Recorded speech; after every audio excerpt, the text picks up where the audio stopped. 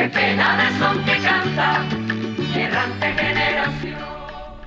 Saludos amigos de Cuba y su historia, parte de la programación de la WLRN, Canal 17, Televisión Pública. Mi nombre es Alberto Müller y en el día de hoy Cuba y su historia prosigue en esa serie con los presidentes de la República Cubana, buscando las luces de todos esos presidentes y por supuesto apartando y borrando para siempre las sombras que algunos dejaron. Cuba y su historia en cierto sentido quiere adelantarse a los cambios que posiblemente y seguramente vengan para Cuba y que los que dirijan esa nación imiten las luces de la República, que son muchas, y por supuesto olviden las sombras. Obviamente en el día de hoy vamos a tratar un presidente muy interesante, Alfredo Zayas, el primer liberal, el primer presidente que no era mambí, que no era independentista porque estuvo preso, pero no tenía el prestigio de los generales. Me refiero a Alfredo Zayas y nos acompaña nuestro gran amigo Cruz Álvarez. Buenos días, profesor. Bueno, pues encantado de estar otra vez en este foro de nuestra historia cubana, que es tan necesario conocerla, ¿no? Alfredo Zayas da mucho que hablar, ¿eh? Oh, ¿cómo que no? Porque además no solamente era un gran liberal, era un gran intelectual. Pero ahí te dejo para ti la presentación de Alfredo Zayas, que tú lo conoces mejor que nadie. Bueno, pues para nuestra audiencia, para que tengan una idea quién es el personaje, fue electo legalmente, en limpias elecciones, presidente de Cuba, y la ejerció la presidencia desde 1921 hasta 1925. Alfredo Zayas. Ahí está la foto. Ahí está la foto. Murió relativamente joven, a los 60 y pico de años, pero aparte de eso, lo que lo califica son muchos aspectos. Por ejemplo, en lo intelectual, en su tiempo era considerado uno de los intelectuales más eminentes de América Latina.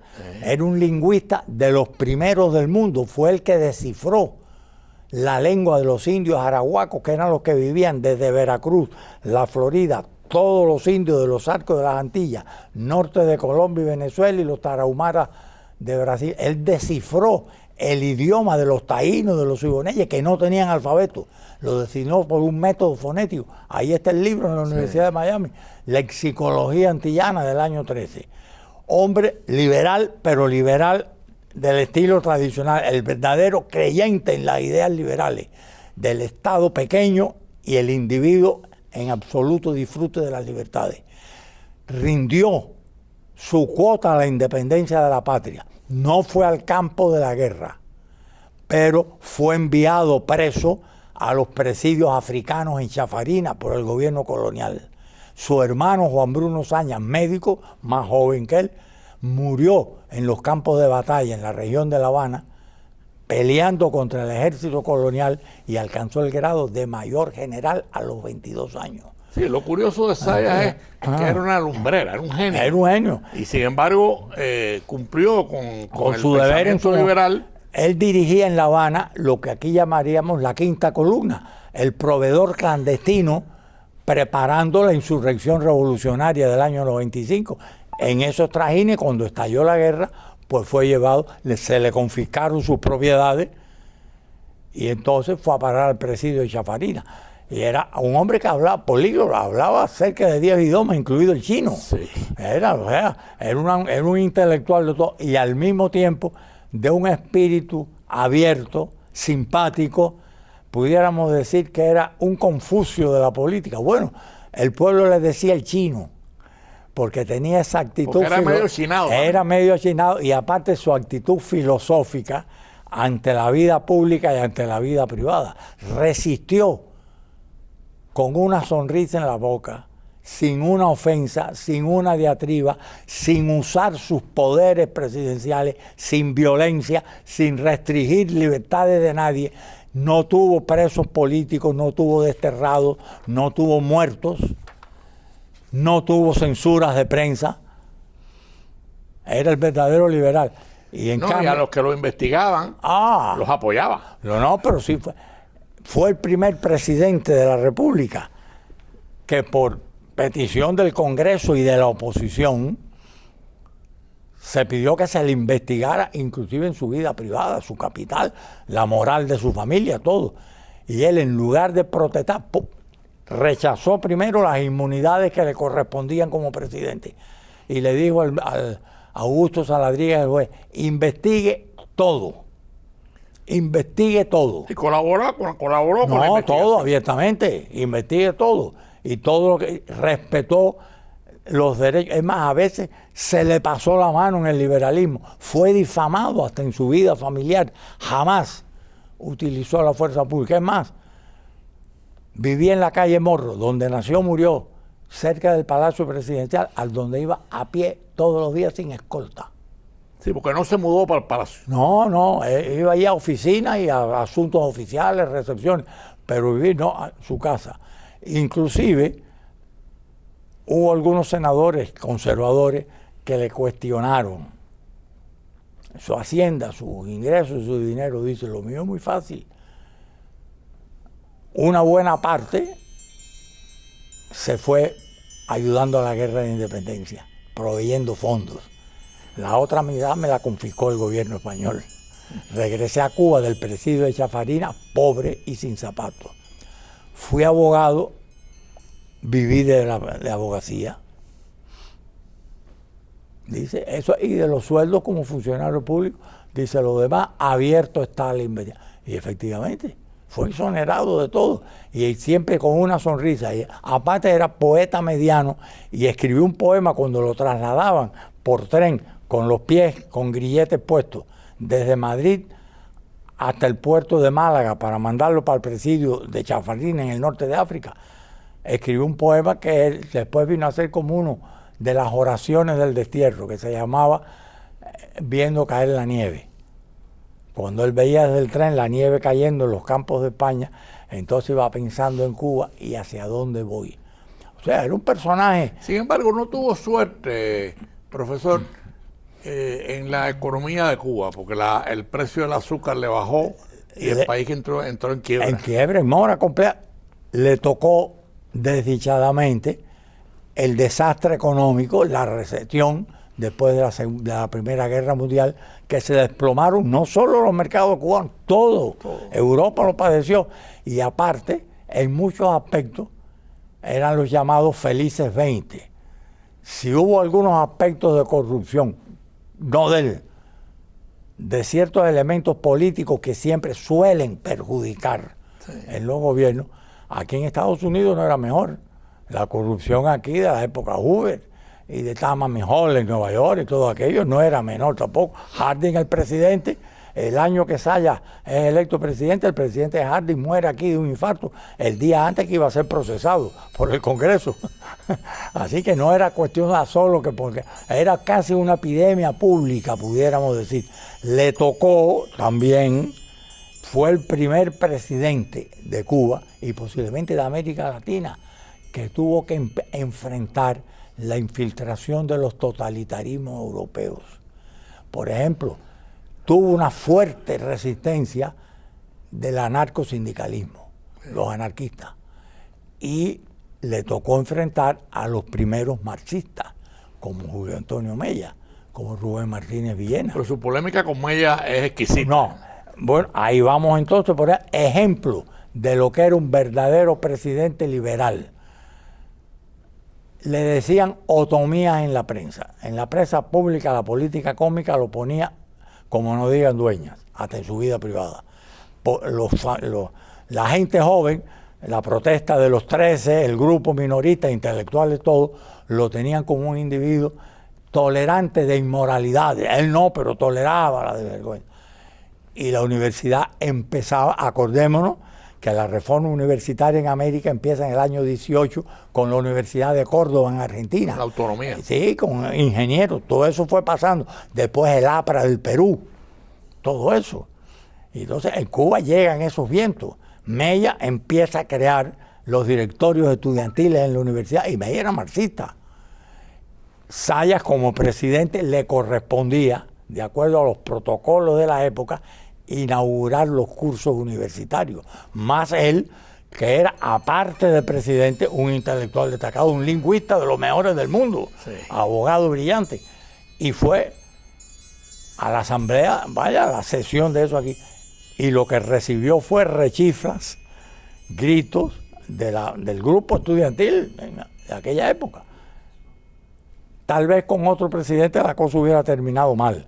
Zaya serenamente esperó que terminara todo, y cuando le correspondió hacer el resumen del acto, dijo el discurso famoso que lo reproduce Raimundo Cabrera. Cuando Zaya le dijo a Mella: estoy orgulloso de usted, ver que en mi patria hay jóvenes que son capaces de enfrentar el poder sin miedo. Sí. Yo estoy aquí para defender su derecho a insultarme. Sí. Y Mella lo agradeció, ¿no? Mella se levantó, subió al estrado y le dio un abrazo. Sí. Cuando los mismos estudiantes fueron a apedrear la estatua que los congresistas, no él, le hicieron frente al palacio, apedrearla, el jefe de policía de La Habana, el coronel Plácido Hernández, le dijo: presidente, mira al balcón lo que están haciendo los muchachos, tirándole piedra y oyejo. Dice: está muy bien, déjelos, mañana me tirarán flores. Óigame, fue profeta, después de él vino Machado. Sí, sí. Va a ser un individuo excepcional, pero lo fundamental de Zaya era que dio el ejemplo a seguir de lo que es un presidente civilista, respetuoso. Es que tal vez a veces respetaba demasiado. Demasiado respetuoso. Sí, inclusive permitía que se le ofendiera hasta en su jerarquía política. Jamás utilizó la fuerza pública ni sus poderes presidenciales para atacar, para golpear. Cuando los veteranos, nada menos, la Asociación de Veteranos y Patriotas, Eso te iba a preguntar yo ahora, ¿por qué los veteranos por la cuestión de las se pensiones, portan no había dinero y entonces había problemas con el pago de las pensiones? Pero Zaya no tenía la culpa de eso, eso venía ya desde la época al final del Menocal. Entonces, Laredo Bru y un grupo de antiguos veteranos, generales y coroneles, se alzaron, alzaron armas teóricamente, allí nadie tenía una escopeta en la mano, y algunos eran muy mayores. Pero en Cienfuegos, fuera en las afueras de Cienfuegos, se pronunciaron pidiendo el derrocamiento. Y Zaya fue a verlos. Entonces le dijeron, el jefe del ejército le dijo: vamos allá al ejército. No. Preparen el vagón presidencial y una escolta. Y toda la prensa comentaba con sorna: el presidente salió de la estación terminal con un maletín en la mano. Pasó por tren por todo el sur de la provincia de Matanzas, en cada pueblo que llegaba, Manguito, Calimete, Amarilla, Aguada, hasta que llegó a la ciudad de Cienfuegos, paraba el tren y él daba un discurso diciendo a dónde iba. Dice: no voy a la guerra, voy a traer la paz. Llegó a Cienfuegos, el alcalde de Cienfuegos lo recibió, que era familiar del difunto Enrique Villuenda, y le dijo: no, dice, no necesito, no voy en el tren. El gascar de agua de pasajeros me va a llegar hasta ahí y voy conmigo, no llevo escolta militar, pero no soltaba el maletín. Estuvo 2 días reunido con los alzados. A los 2 días regresó a Cienfuegos en el mismo gascar con los alzados. Sí, sí. Y entonces, en un gesto que demostraba su ironía, cuando subió a la estación para tomar el tren ya oficial para regresar a La Habana, se paró en el andén alante de aquella muchedumbre, hizo así, abrió el maletín y lo viró, el maletín venía vacío. Ya con eso estaba dicho todo. Ahí le cayó a la boca a todo el mundo. Dice que llegó a La Habana y no pasó más nada. Igual pasó con el grupo minorista, que era un grupo intelectual, mañana toda esa gente. Decían lo que... ¿Y cuál es el motivo de la protesta de los minoristas con la protesta de los decían la corrupción. Es cierto que hubo ciertos problemas de corrupción con ciertos ministros, pero no fue Zaya el responsable. Es como pasa siempre. Los cortesanos, los mismos que hundieron a Machado, los mismos que quisieron hundir a José Miguel, los que hundieron a Estrada Palma, los que hundieron a Menocal, surgieron también lo que Sayas no les dio potencia. Sayas no les permitió hacer lo que ellos le decían, tome la mano dura, censura. No. Y el grupo Pero minor, la protesta por la venta. de los problemas aquellos que ya venían de atrás, los terrenos de obras públicas, pero Sayas jamás, tal vez fue demasiado liberal, aceptémoslo, fue demasiado, pero había que optar entre un pueblo acostumbrado a la fusta del mayoral, Claro. a un pueblo que estrenaba después de las libertades de José Miguel Gómez, libertades todavía estilo británico. Amigos de Cuba y su historia, para los que han sintonizado tarde, estamos hoy continuando con la serie de presidentes de la República de Cuba, buscando luces para ese futuro de Cuba que luce cercano, o sea, que Cuba cambie hacia la libertad y hacia la democracia. Y hoy estamos analizando, evaluando, recorriendo la presidencia de don Alfredo Zayas, no solamente un gran intelectual, sino un gran liberal, dicho en el sentido real de la palabra, ¿no? Un hombre que se le decía que lo iban a investigar y apoyaba la investigación. Mella lo acusó y por supuesto le dio la razón a Mella y Mella terminó abrazándolo. O sea, un hombre que sabía perfectamente de la importancia de la libertad, de la importancia de respetar al otro, que es algo que Cuba va a necesitar realmente después de tantos años de dictadura, después de tantos años de opresión, de tortura, de encarcelamiento, de fusilamiento. Cuba va a necesitar un pensamiento no solamente de entender al otro, o sea, sino de buscar que la solución sea de todos. Por eso es importante el ejemplo de don Alfredo Zayas, ¿verdad? Absolutamente. Y por ejemplo, a Alfredo Zayas se debe, todavía en aquella época estaba vigente la enmienda Platt, y mandaron al general Crowder para intervenir en las elecciones de él, en el cual sería electo Machado frente a Menocal, en el año 20. Le decían las elecciones de la Liga, porque Zayas creó el Partido Popular para aliarse con Menocal para poder postular a Machado, y que iban a postular a Mendieta, él consiguió que postularan a Machado. Todavía Machado no se conocía después lo que vino, ¿no? No se conocían sus debilidades dictatoriales. Pero Zayas tuvo una cosa, Zayas le supo dorar la píldora a Crowder, y todo lo que traía Crowder en la maleta para organizar las elecciones fueron como las dispuso Zayas, Claro. guiándose por la legislación cubana, sin tener en cuenta nada de lo del pretor norteamericano. Y encima de eso consiguió, hasta ese momento, la isla de Pinos y los cayos adyacentes estaban bajo la Jurisdicción americana. No era jurisdicción americana, era territorio americano. Zayas consiguió a través con su, tenía a Manuel Márquez Stelling y todos esos diplomáticos de primera, consiguió lo que se llamó el Tratado Hay-Quesada. Hay, secretario de Estado de Estados Unidos, y Gonzalo de Quesada de Cuba, firmaron el Tratado Hay-Quesada del año 24, por el cual los Estados Unidos le devolvieron a la República de Cuba el territorio de Isla de Pino y sus cayos adyacentes. Todo eso lo consiguió Zayas sin disparar un tiro, sin fajarse con los Estados Unidos, a través de la persuasión diplomática, de las concesiones. Ahí empezó el progreso de Isla de Pino, que era un matorral. Ahí fue muy inteligente Zayas, porque él logra que a Crowder lo nombren embajador. Embajador. Y entonces ya estaba tratando con el representante de Estados Unidos en Sí, Cuba. no era un pretor militar. Y aparte, Isla de Pino tuvo que agradecer eso, porque precisamente por eso muchos norteamericanos vinieron a Isla de Pino para desarrollar el negocio de los cítricos, sin necesidad de caer bajo las leyes tributarias de los Estados Unidos. Claro. Y entonces ahí empezó Isla de Pino a ser la primera productora de cítricos del Caribe. Zayas previno todo aquello. No, ya en la fase final de su presidencia, el precio del azúcar mejora. No, ya había... Y se había logrado el empréstimo. Sí, el buen precio de 40 millones, que en aquella época era una cifra respetable. Respetable. ¿no? Pero, y ya Zayas entregó el poder en paz en unas elecciones honorables, limpias. Machado salió, ganó, ¿verdad? Agua, caminos, escuelas, ese era el lema. Muy positivista, típico de la filosofía de la época. Sí. Y el pueblo votó buscando ¿qué? Estabilidad. Ya el pueblo se cansó de esa diatriba constante en la prensa contra el Estado, contra esto. Y entonces trataron de buscar una vía quizás más disciplinada de la conducta del criollo. Como decía Cristóbal de la Guardia, a quien hay que reformar es al criollo.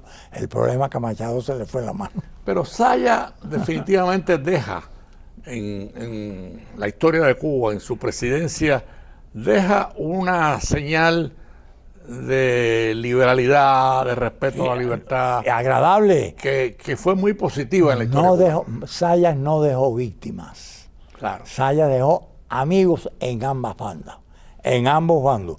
Y fue tan prudente que una vez que terminó su periodo, pudiendo haberse aspirado otra vez, podía perfectamente por la Constitución del 1.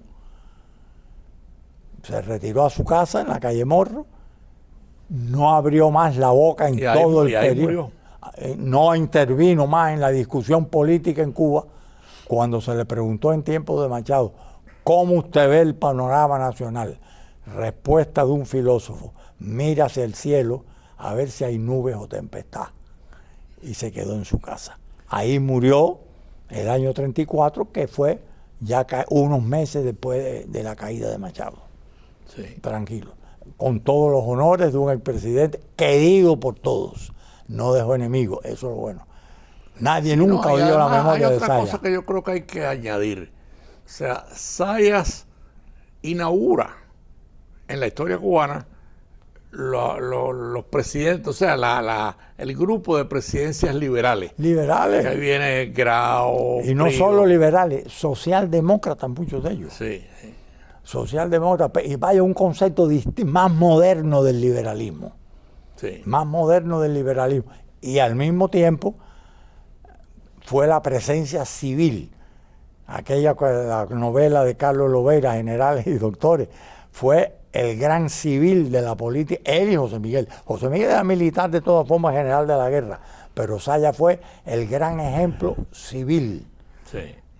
Ejemplo de la ley. El hombre, aparte que él era hombre de leyes y no usó la ley para atropellar. Sí, la importancia de José Miguel, que viniendo de una tradición militar, hace una presidencia también de respeto a la libertad, pero después llega Zayas, que obviamente lo... Pero fíjate, José Miguel, cuando se enfrenta con el problema de Iboney Estenón en el año 12, recurre a la fuerza. Sí.